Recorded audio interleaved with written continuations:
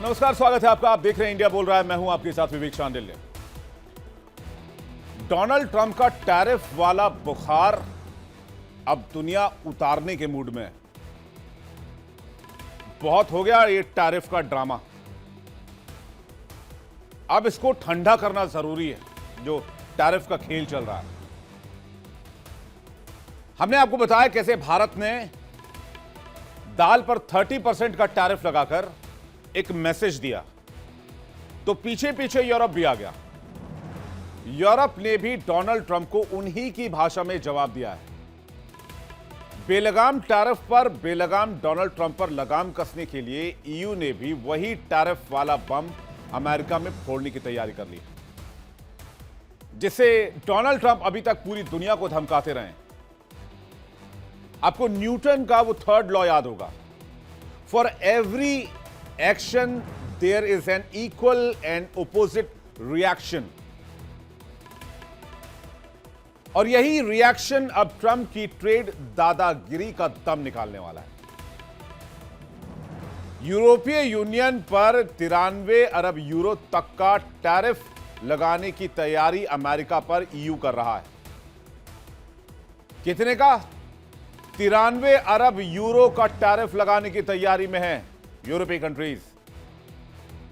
यह वही अमेरिका जिसने ग्रीनलैंड के मुद्दे पर यूरोप के खिलाफ फैसला लिया और यूरोप के 8 देशों पर 10% टैरिफ वाला चाल चल दिया, जिसे 1 फरवरी 2026 से लागू किया जाएगा। और साथ ही वार्निंग दे दी कि यूरोप अगर नहीं सुधरा, अमेरिका के ताल में ताल नहीं मिलाता है, तो यही 10% टैरिफ 1 जून 2026 को बढ़कर 25% हो जाएगा। तो जाहिर सी बात है, खेल अब डील की नहीं रह गई, ट्रेड की नहीं रह गई। यह मामला हो गया ब्लैकमेलिंग वाला, प्योर ब्लैकमेलिंग। दुनिया के किसी भी शख्स से आप पूछ लीजिए कि इसको क्या कहते हैं आसान भाषा में, वो कहेगा भाई साहब ये तो ब्लैकमेलिंग है। तो क्या ट्रंप की धमकी वाली टैरिफ पॉलिसी अब अमेरिका के लिए सिरदर्द बनने वाली है? क्या ट्रेड वॉर में पहली बार ट्रंप को उसी की जाल में फंसाने की तैयारी की जा रही है? टैरिफ की इस जंग में अब सिर्फ कारोबार नहीं,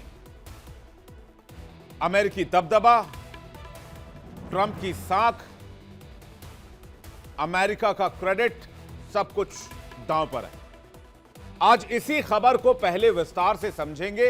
यूरोपीय यूनियन की तैयारी, अमेरिका यूरोप के बीच व्यापार, किस किस सेक्टर पर सबसे ज्यादा टैरिफ, ईयू क्या सामान अमेरिका को देता है, ईच एंड एवरी डिटेल। और उसके बाद करेंगे इसी इंपॉर्टेंट मुद्दे पर आज की सबसे इंटरेस्टिंग इंटरनेशनल डिबेट।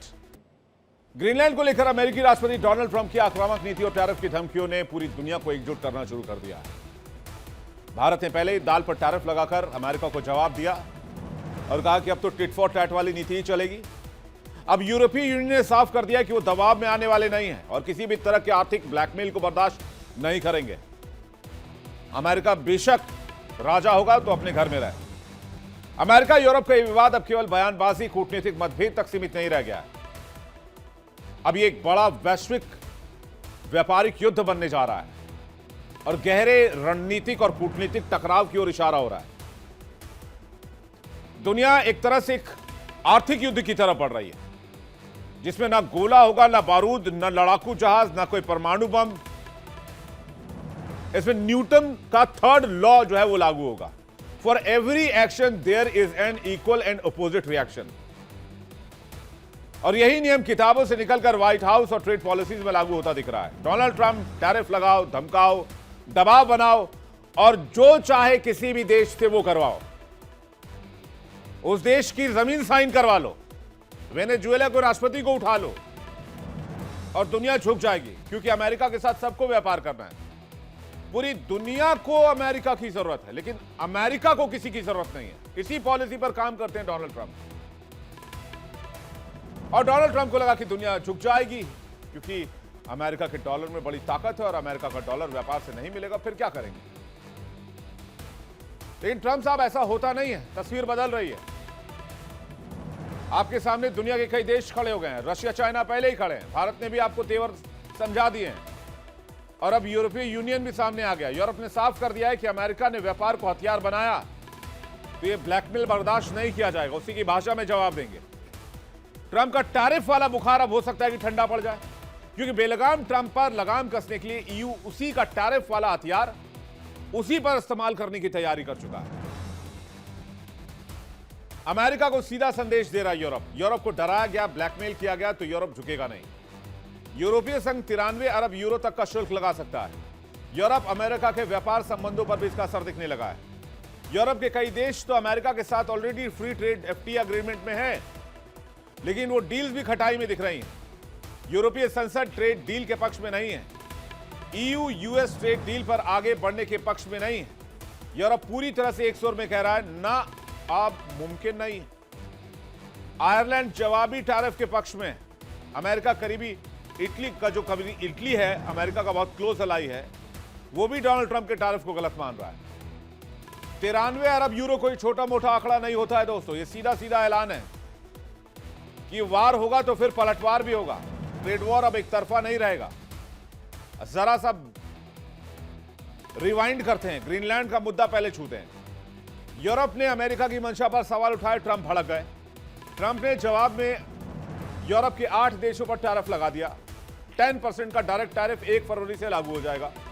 मतलब साफ था कि अगर असहमति अमेरिका से दिखाई या अमेरिका से मुंह लगाने की कोशिश की, अमेरिका की खिलाफत की, तो सजा मिलेगी। लेकिन यूरोप ने कह दिया कि भाई बहुत हो गया। कौन कौन से यूरोप के देश इस नए टैरिफ बम के चपेट में आए, उनके नाम जान लीजिए आप। Denmark, Norway, Sweden, France, Germany, Britain, Netherland, Finland. Britain तो माई बाप हाथ जोड़े खड़ा रहता था अमेरिका के सामने कि हुजूर ना खाता ना भाई, जो आप कहें वही सही। लेकिन ब्रिटेन को भी नहीं बख्शा गया और कमोबेश यही आलम पूरे यूरोप का था। लेकिन डोनाल्ड ट्रंप ने कहा कि ले बेटा, 1 फरवरी से 10% का टैरिफ, 1 जून से 25% का टैरिफ, नहीं तो साथ आओ वरना ब्लैकमेल होने के लिए तैयार रहो। ट्रंप को लगा था कि यूरोप सिर्फ बयान देगा और अमेरिका मनमानी करता रहेगा या पूरी दुनिया इसे ऐसे ही शांत तरीके से देखती रहेगी, लेकिन ऐसा हुआ नहीं। यूरोप ने भी ट्रंप से कोचिंग लेते हुए वही भाषा सीख ली जिस भाषा में ट्रंप बात करते हैं, टैरिफ की भाषा। ट्रंप की रणनीति हमेशा एक रही, पहले डराओ, फिर ब्लैकमेल करो और उसके बाद डील के टेबल पर ले आओ। किसके साथ नहीं किया? चीन के साथ किया, रशिया के साथ करने की कोशिश की, ईरान के साथ करने की कोशिश की, इजराइल के साथ किया, भारत के साथ करने की कोशिश की। हमने कहा चलो भाई सही है, 50% का टैरिफ, हम नहीं देते तुरंत जवाब, लेकिन जवाब तो जाएगा। मैक्सिको के साथ किया, कनाडा के साथ किया, कनाडा पहुंच गया चाइना और कर ली चाइना से डील कनाडा ने, जिसे 51st स्टेट कहते हैं डोनाल्ड ट्रंप अमेरिका के लिए। दोस्तों, अमेरिका की बर्बादी की कहानी अगर किसी रिजीम से शुरू मानी जाएगी, मैं आपको पत्थर की लकीर लिख कर दे रहा हूं, वो इसी रिजीम से मानी जाएगी। और यूरोप कह रहा है कि यूरोप कोई कमजोर साझेदार नहीं है। यूरोप दुनिया की सबसे बड़ी इकोनॉमी ब्लॉक है। यूरोपीय यूनियन ट्रंप के लगाए गए टैरिफ का जवाब देने की तैयारी कर रहा है, इसलिए ईयू एक खास कानूनी हथियार के इस्तेमाल पर विचार कर रहा है। इसे अनौपचारिक तौर पर ट्रेड बजूका कहा जाता है। इसका मकसद उन देशों के खिलाफ कड़ा कदम उठाना है जो यूरोपीय देशों पर जबरन आर्थिक दबाव बनाने की कोशिश करते हैं। अमेरिका के खिलाफ ईयू क्या क्या कर सकता है, यह भी जान लीजिए जल्दी से। कस्टम ड्यूटी लगा सकता है, कोटा या लाइसेंस की सख्ती कर सकता है, ईयू के मार्केट तक पहुंच सीमित कर सकता है, इन्वेस्टमेंट पर सैंक्शन लगा सकता है या जांच का दायरा बढ़ा सकता है, पब्लिक टेंडर में हिस्सा लेने से रोक सकता है, इंटेलेक्चुअली प्रॉपर्टी में सुरक्षा कम कर सकता है, फाइनेंशियल मार्केट या बैंकिंग में पाबंदियां लगा सकता है, व्यापार भी रोक सकता है। और अगर यूरोप ये आर्थिक बजूका चलाएगा तो अमेरिका कहां जाएगा? 93 अरब यूरो का टैरिफ सीधा अमेरिका की automobile industry, agriculture, tech, manufacturing सबको हिला डालेगा। और यही वो जगह है जहां ट्रंप की रणनीति कमजोर पड़ सकती है। और अमेरिका के अंदर भी यह बात लोगों को पसंद नहीं आएगी कि डोनाल्ड ट्रंप ने यूरोप के साथ अपने रिश्ते खराब कर लिया, तोड़ लिए। अमेरिका में चुनाव आते हैं तो वोटर भावनाओं से नहीं, जेब से सोचता है। अगर अमेरिकी किसान, अमेरिकी कार मैन्युफैक्चरर, अमेरिकी एक्सपोर्टर नुकसान में गए तो सवाल ट्रंप से पूछा जाएगा। वो तो अभी भी पूछ रहे हैं। दुनिया भर के देशों पर जो टैरिफ लगाया है अमेरिका ने, वो टैरिफ पे कौन कर रहा है? क्या ईयू पे करेगा, रशिया पे करेगा, चाइना पे करेगा, हिंदुस्तान पे करेगा? नहीं, अमेरिका की जनता पे करेगी, क्योंकि अमेरिकी जनता को वो सामान चाहिए। हां, ये बात सही है कि जो एक्सपोर्ट सामान होते हैं अमेरिका में, उसमें कमी आ जाएगी, क्योंकि वो चीजें महंगी हो जाएंगी और इसलिए सवाल तो ट्रंप से पूछा जाएगा। यही वजह कहा जा रहा है ट्रंप का टैरिफ वाला बुखार यूरोप अपने आर्थिक बजूका से उतार सकता है, क्योंकि अब उन्हें एहसास हो रहा है कि हर रिएक्शन का अपोजिट रिएक्शन होता है। न्यूटन का नियम अब ट्रंप की ट्रेड पॉलिसी पर लागू हो चुका है। टिट फॉर टैट, जैसे को तैसा। ईयू और अमेरिका के बीच मई 2025 में समझौता हुआ था, जिसके तहत ईयू को रियायत मिली थी। इसके बदले अगले 3 साल में अमेरिका $750 बिलियन यानी करीब 64 लाख करोड़ रुपए की एनर्जी ईयू खरीदेगा। इसके साथ ही ईयू अमेरिका में $600 बिलियन यानी 51 लाख करोड़ रुपए का निवेश करेगा। यह निवेश अमेरिका के फार्मा, ऑटो और डिफेंस सेक्टर में होना है। लेकिन ट्रंप के इस मनमाने रवैये के बाद इस निवेश पर भी संकट मंडरा रहा है। अमेरिका और ईयू में कुल ट्रेड 81 लाख करोड़ का है। अमेरिका से ईयू को निर्यात 30.7 लाख करोड़ रुपए का है और ईयू से अमेरिका को निर्यात 50.3 लाख करोड़ रुपए का है। America petroleum, machinery, pharmaceuticals, aircrafts की जो पार्ट्स होते हैं वो निर्यात करता है। वहीं EU motor vehicle, motor parts, machinery और केमिकल पदार्थ खरीदता है और निर्यात करता है। यूरोप का मैसेज क्लियर है, झुकेंगे नहीं, डरेंगे नहीं, साथ रहेंगे। जरूरत पड़ी तो अमेरिका से टक्कर भी लेंगे, नुकसान सहना पड़े कोई बात नहीं, दबाव का जवाब दबाव से दिया जाएगा। और मैं कहता हूं ये एक रास्ता है, ये सिर्फ अमेरिका बनाम यूरोप नहीं है। आज अमेरिका के साथ पूरी दुनिया को यही रवैया अपनाना चाहिए और पूरी दुनिया को यूरोप के इस मैसेज के ऊपर चलना चाहिए। मल्टीपोलर वर्ल्ड में हर ताकत अपनी शर्तों पर होगा। अमेरिका की राजनीति अमेरिका फर्स्ट पर टिकी है, लेकिन यूरोप कह रहा है कि हम भी फर्स्ट हैं और यही टकराव आने वाले महीनों में वैश्विक अर्थव्यवस्था की दिशा तय करेगा। अगर 93 अरब यूरो का टैरिफ लगा तो इसका असर डॉलर पर भी होगा, अमेरिकी शेयर बाजार पर भी होगा, ग्लोबल सप्लाई चेन हिल जाएगी।